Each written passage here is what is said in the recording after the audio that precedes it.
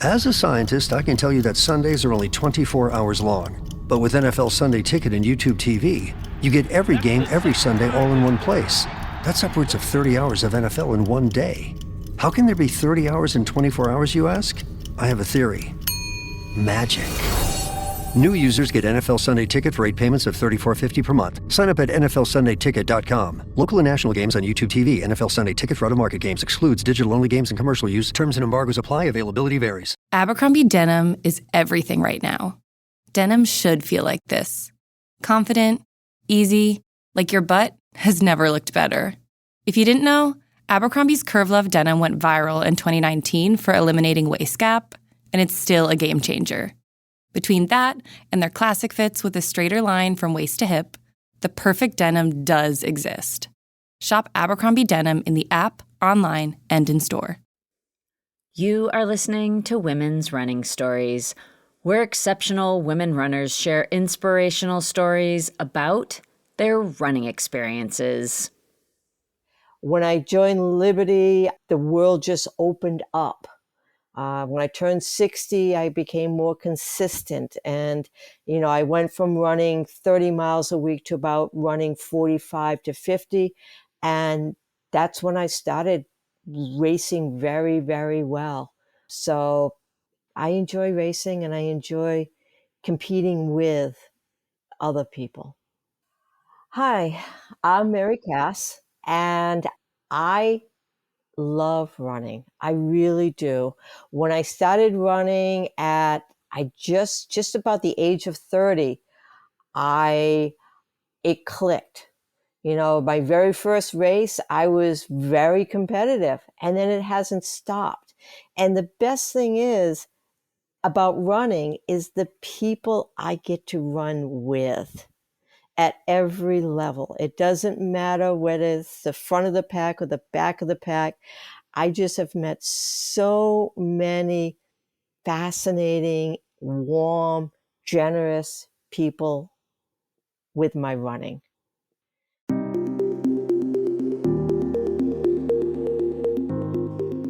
Yes, this episode features Mary Cass, who is one of New England's most competitive masters racers.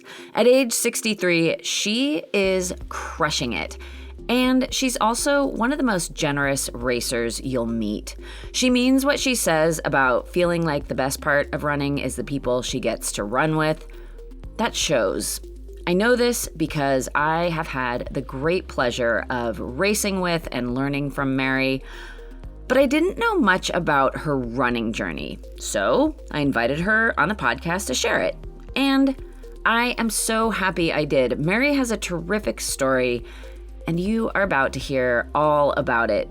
But before you hear more from Mary, I do want to welcome you to Women's Running Stories. I am Cherie Louise Turner. I am the host and producer of this podcast. Thank you so much for being here. All right, now on to Mary's story. So I wanted to know about how Mary became the competitive runner she is today. And one thing I did know about Mary, and I've actually talked about her on the podcast before, is that yes, she is a terrific racer. She's very fast. She also races really smart. And as a competitor, she has this really wonderful combination of being very open about sharing her knowledge and advice before and after races. She's very supportive of other people that she goes to the line with. And then, from the time the gun goes off to the finish line, she is a fierce competitor. And she's so fun to race with. She really loves to race with people, and as one of her competitors, I can tell you that I love racing with Mary too. And Mary has told me that she is a better racer for having such great competition, and I can attest to the fact that we are all better racers for having her in the field. So it goes both ways. Mary is undoubtedly an inspiration, and she has a deep love of competing. And this is totally matched by her dedication to putting in the work and training. Mary does the hard work to get the speed she has.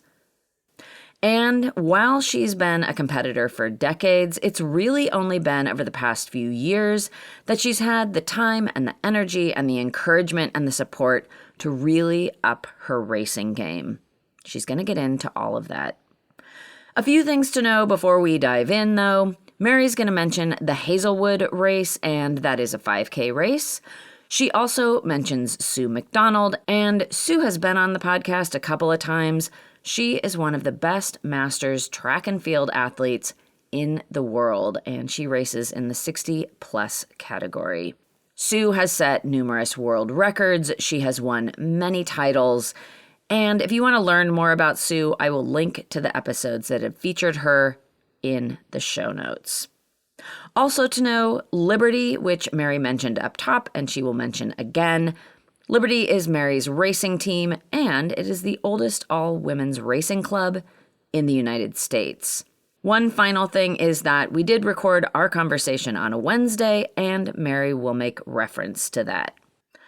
All right, so let's get to it. Let's hear Mary Cass's running story, beginning with how she first got into running. Now, here to tell her story is Mary Cass.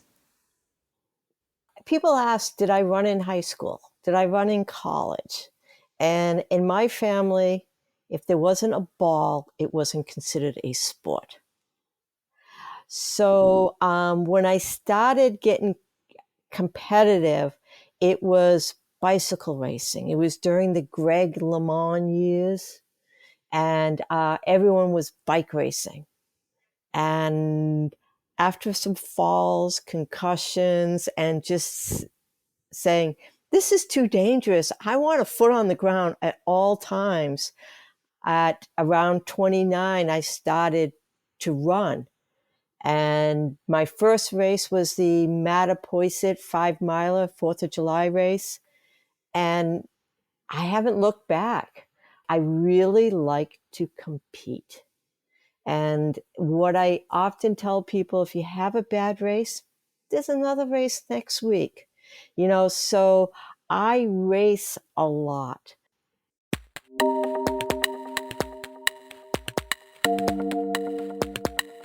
When I first started running, I joined the Greater New Bedford Track Club. And they were the ones that always sponsored the Hazelwood race.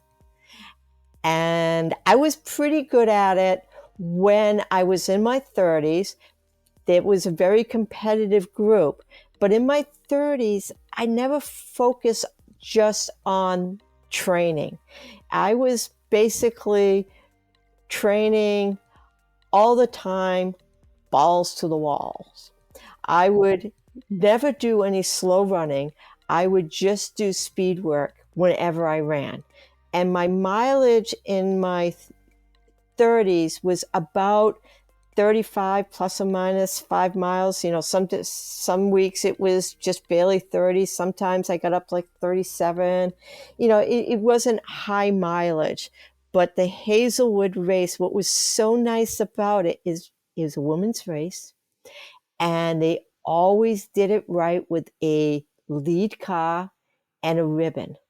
And so very competitive time when I was doing it in my 30s. But when I did get sometimes when I was in first, I would be able to run behind the lead car. And it just brings back so many memories thinking about East Rodney French Boulevard, racing on that strip there with the lead car in front of me. And I could hear the runners behind me, but it's like, no, you're not going to catch me. You're not going to catch me. You're not going to catch me. And then you go up a slight hill, and then it's a flat course and a quick turn to the finish. And there would be a lot of the Greater New Bedford Track Club men supporting us. And it was just a great women's race. It's too bad that they don't have it anymore. Then I had my first daughter at 39, Acadia, named after the national park. So I started pushing her in that race. Then I had my second daughter. I was age 42. She was almost 3 years after Acadia, Naomi, and she's crushing it right now. She's just so fast. And then I would be pushing the two of them in the stroller. And I would actually be able to push them in the stroller at a 7-minute mile pace. Oh yeah, you could see their hair flying in the wind. I had a kick butt stroller, and they were just so good. The two girls, they just so I ran for several years. I think Acadia got to 7, and I was still pushing her because Naomi would be 4, and they were not big enough to run the race by themselves. So I'd be pushing them at Hazelwood and all the other local races. I was doing local races. I was a big fish in a small pond.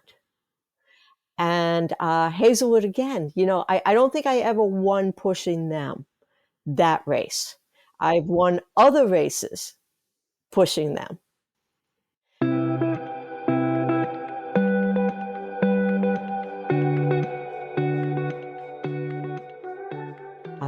Greater New Bedford Track Club, great club. I found out maybe 10 years ago that you could belong to more than one track club. So I joined the Rhode Island Roadrunners Club. Now, Greater New Bedford Track Club, I've always considered them like my family. The Rhode Island Roadrunners, they're my drinking friends with a running problem. I have had so many great tailgating sessions with those guys.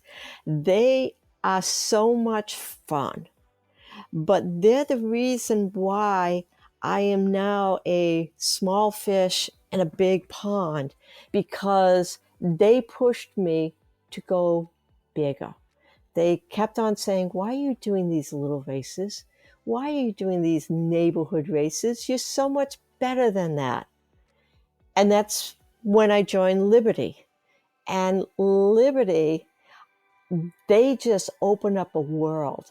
Between Vicky Bach and Alda, they plan my racing for me. It's like, oh, you got to do this one. You got to do that one.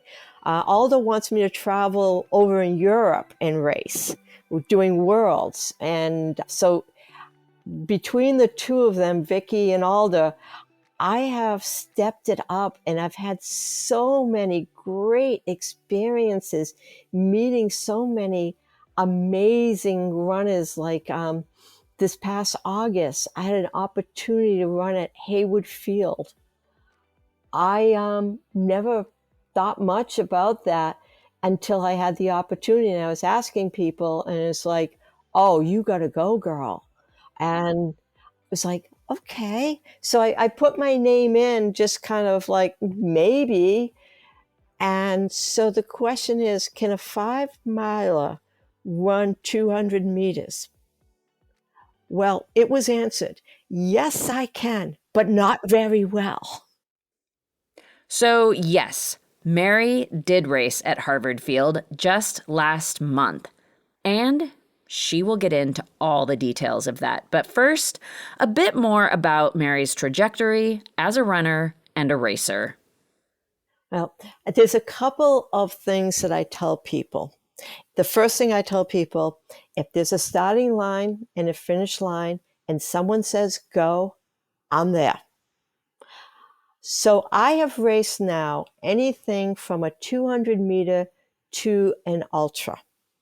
When I joined Liberty, I was just peaking at running about 45 miles a week and being consistently doing that for like a year, possibly 2.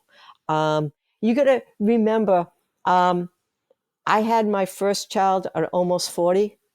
So, and my second at 42, I think it was.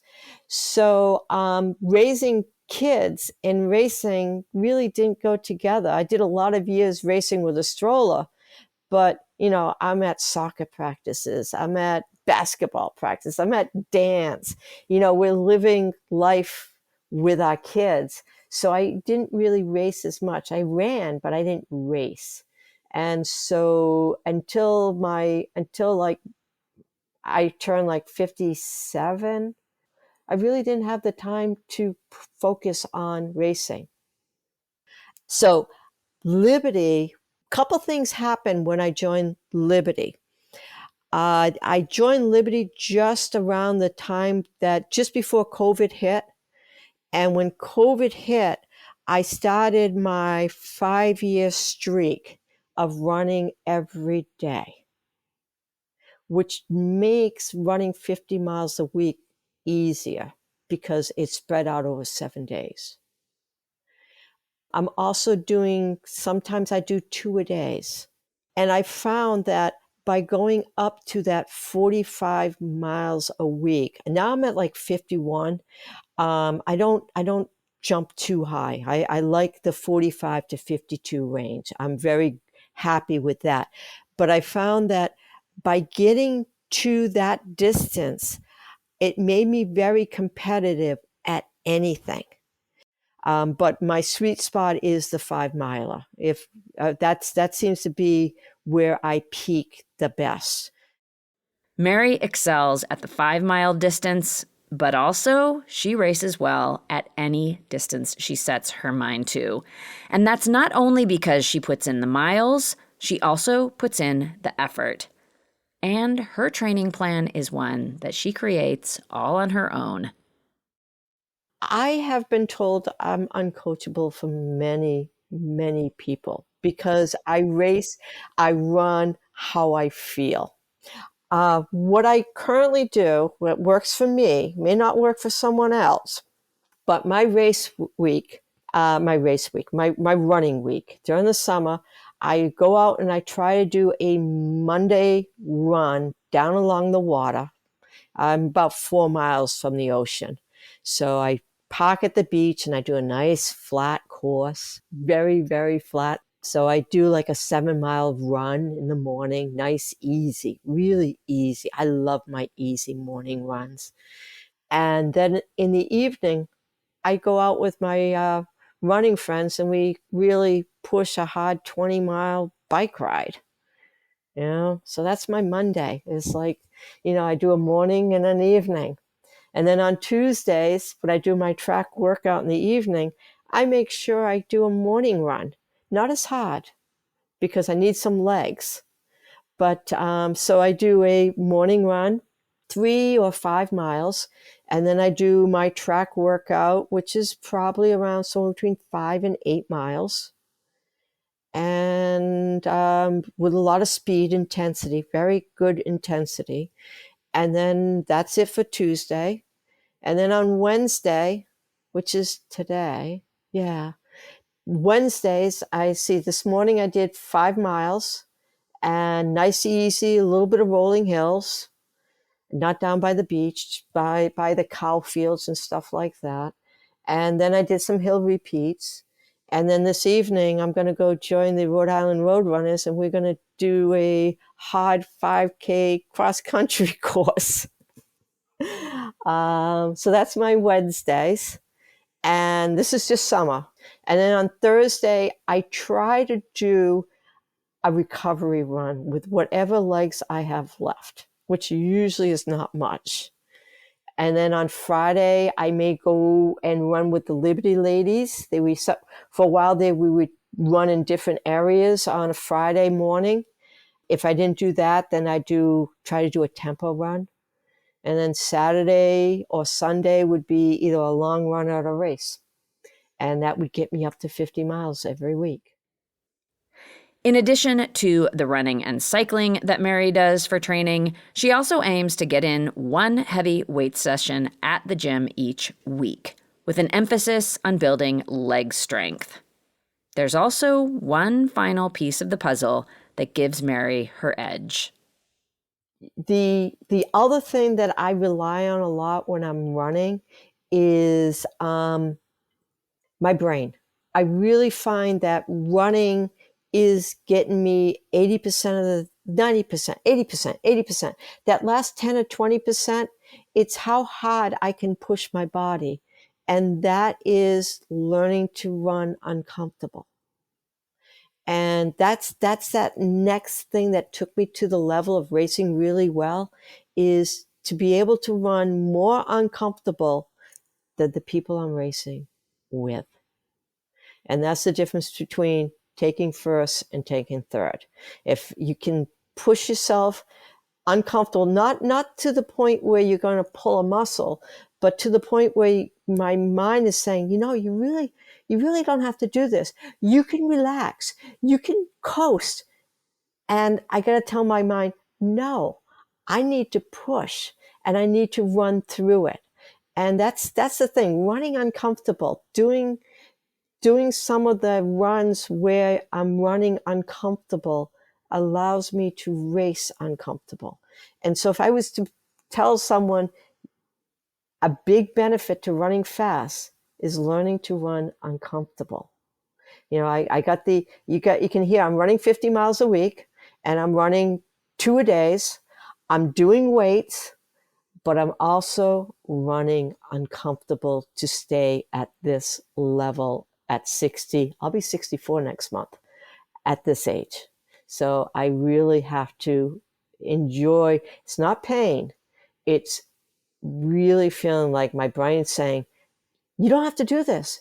You can relax, and just fighting it and just pushing beyond it, using mantras like the last mile is for passing, or suck it up, buttercup, things like that.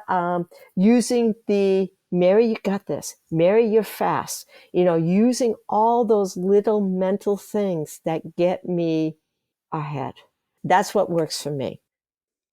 Mary has worked out her training strategy, and it's resulted in her continuing to excel in racing into her 60s. Her success as a racer has also opened up some terrific opportunities, like racing that 200-meter Masters event at Hayward Field, which is at the University of Oregon. And this race was in conjunction with the 2025 USATF National Championships. It was intense. One thing I hope you learn about me is I'm a adrenaline junkie. Oh yeah, and my adrenaline was peaked. It was running the whole time. So we got to Oregon and landed in. So one of the thing is, what I did was, because I didn't get much input about what I needed to do for the race, I think when the professionals are there, they have a coach, they have all this support, and the support people have done it time and time and time again, that USA Track and Field doesn't have to babysit them and walk them through the process. I've done a couple worlds, and so I understood a little bit of like, you got to get to the call room at a certain time, and you have to sit in the call room and wait to get escorted to the track, and then you'd be escorted to where you start. So the day before I was scheduled to race, I went out and I scoped out everything. So I made sure I knew where the call room was the day before. I went to where the athlete's tent was, where they had foods and snacks and all sorts of, I don't know, just hanging out, and they could actually watch the races right there in that big tent. And they could get some frozen drinks and whatnot to cool off because it was warm. And I checked out the trainers' tents and just walked around. They have a special warm-up track just outside the Hayward's Field, the actual track itself. They have a warm-up track. It was like, oh, this is kind of cool. But so this college has 2 tracks, the outdoor for warming up, and they have it broken into like, this area is where you'd practice all your hurdles. This area is where you'd practice taking off on the blocks. And then they had a large loop around it so that you could just do some miles for warm up. It was amazing.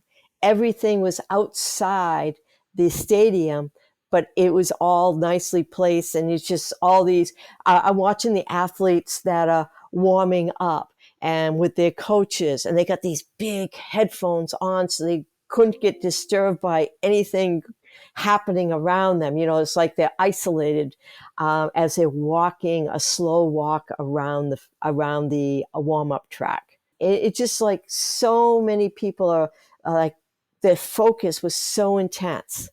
So that was the day before I raced.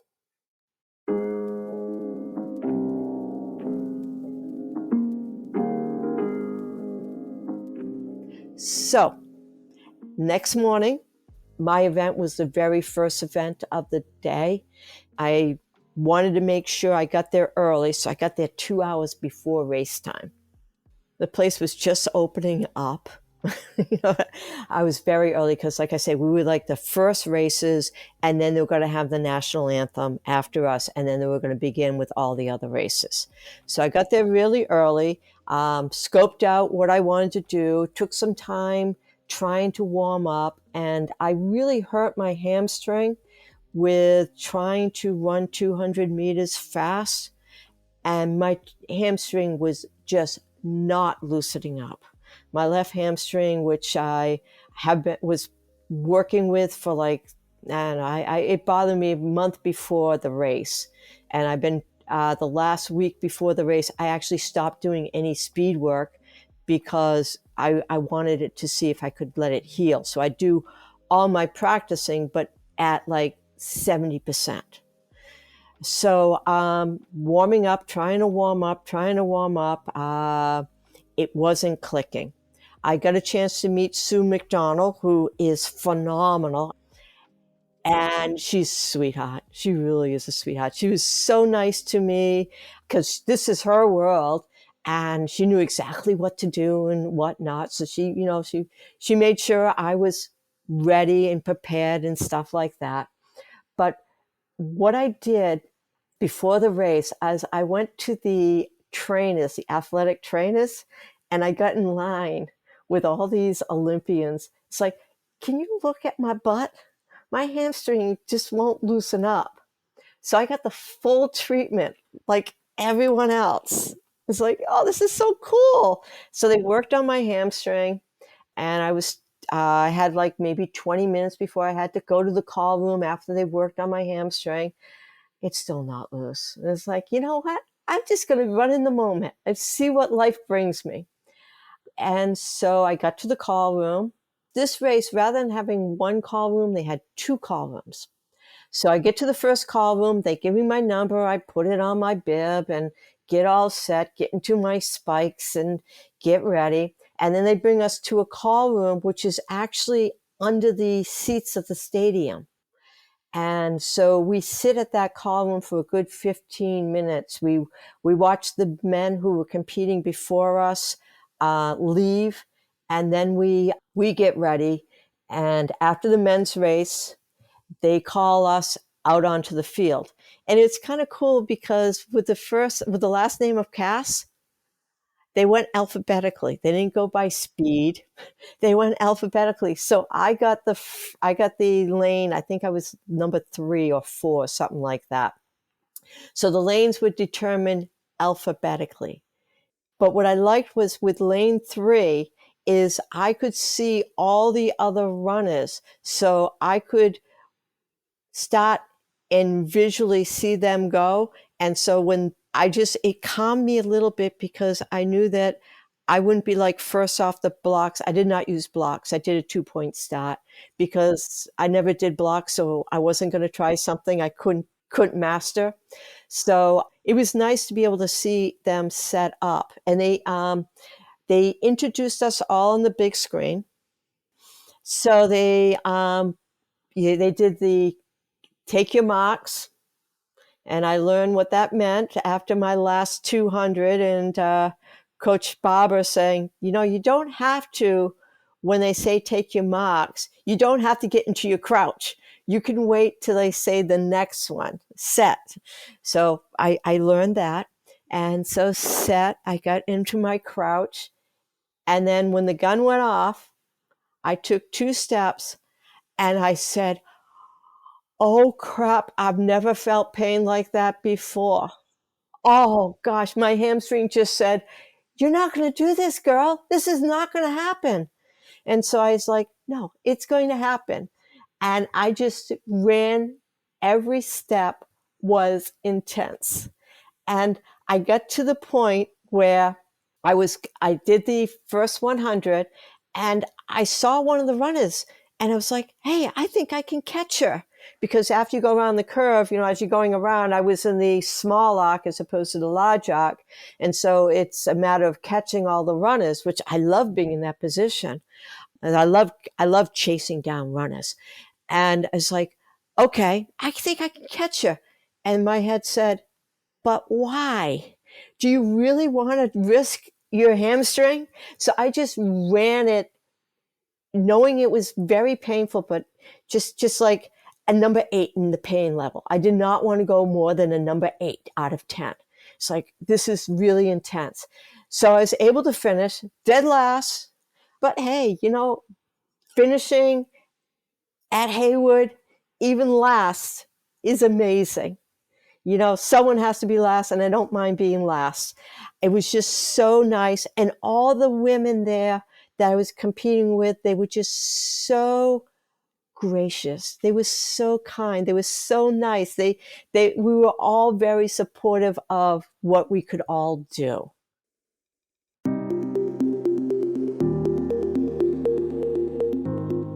And it all comes back to that. The community, the support, the racing with each other, and the joy to be found in all of it, however the day plays out. And that does bring us to the end of Mary Cass's running story on the podcast. Know that she is recovering from that hamstring injury and she is back to racing. And in particular, Mary is excited to get back on the track in a few months for the indoor season. I want to give a big thank you to Mary Cass for coming on the podcast and sharing her story. Thank you so much, Mary. And thank you for being just a wonderful person to have in this running community and to get to race with.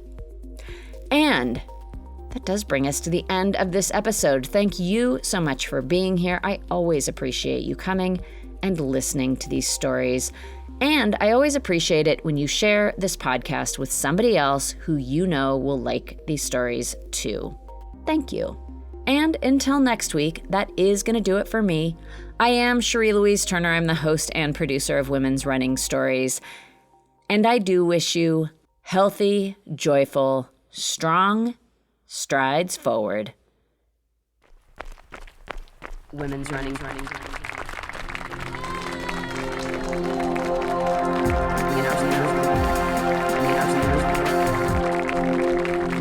Women's running stories.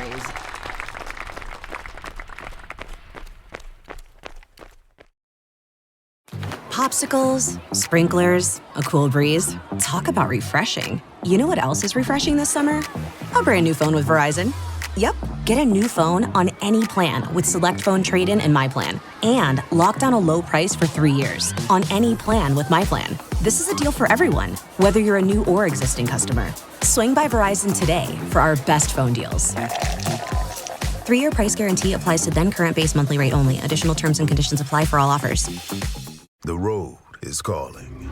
Embrace the thrill of the drive with the fully electric Audi Q6 e-tron. Featuring effortless power and advanced Audi tech, the next chapter of Audi is here.